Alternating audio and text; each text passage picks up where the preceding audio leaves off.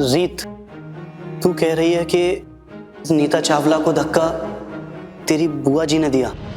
विराज, बुआ जी ने नीता आंटी से जो कुछ भी कहा ना, उससे तो मुझे यही समझ में आया।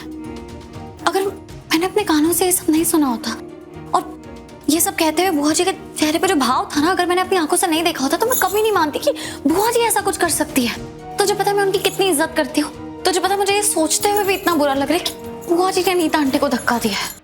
रीत, तुझे बुरा फील करने की बिल्कुल नीड नहीं है। इनफैक्ट अभी देख, सब कुछ सही लग रहा है। देख, याद कर, हम दोनों शुरू से सोच रहे थे कि मिसेस नीता चावला को धक्का देने वाला कोई घर का सदस्य है ना? अच्छा, एक बात बता, जब मिसेस नीता चावला के ब्रेसलेट पे हेयर मिला था और पुलिस आई थी डीएनए मैचिंग के लिए, तो क्या बुआ जी ने सबके सामने अपना हेयर सैंपल दिया था? याद कर। हाँ, दिया तो सबके। इंस्पेक्टर साहब, मेरा ये फोन लेना जरूरी है। एक मिनट। नहीं, एक मिनट। बुआ जी ने सबके सामने हेयर सैंपल दिया था, लेकिन हेयर सैंपल देने से जस्ट पहले वो कहीं तो अंदर गई थी। ऐसा हो सकता है ना विराट कि वो किसी और का हेयर लेके आई हो? हाँ, यही हुआ होगा। इसका मतलब नीता आंटी के ब्रेसलेट पे जो बाल मिला था वो बुआ जी का ही था और बुआ जी ने ही धक्का दिया है नीता आंटी को।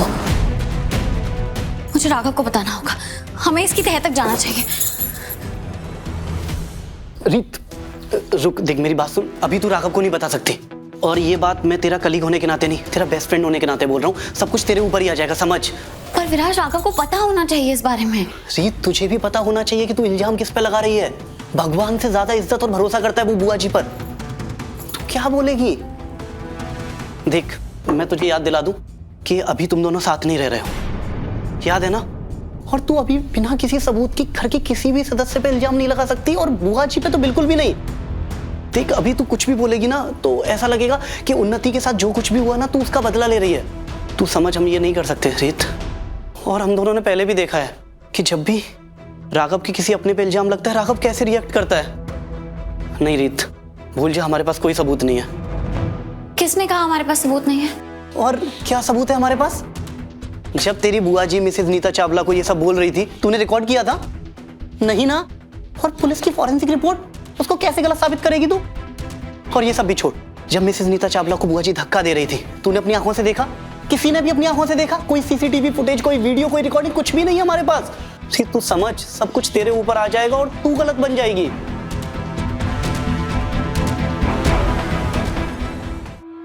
इससे पहले हम सच को सामने लाएं, हमारे पास कोई ठोस सबूत होना चाहिए।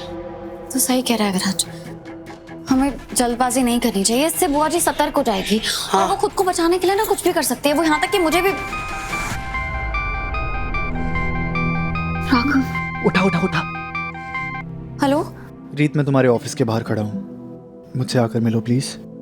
पर राघव, वो क्या हुआ? अभी मिलने बुलाया है। ठीक है, जा तू। ठीक है।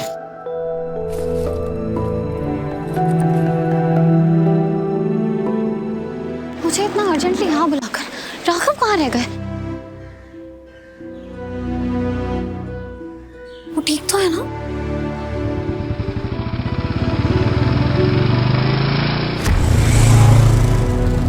ये आजकल के रोड साइड रोमियो भी ना साइलेंसर लगाना भूल गए अपनी बाइक में।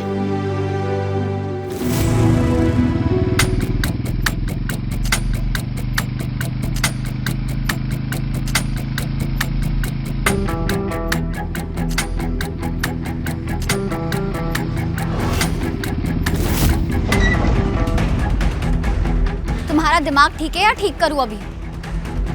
प्रॉब्लम दिमाग में नहीं, दिल में है। अगर उसका कोई सॉल्यूशन है तो बताओ।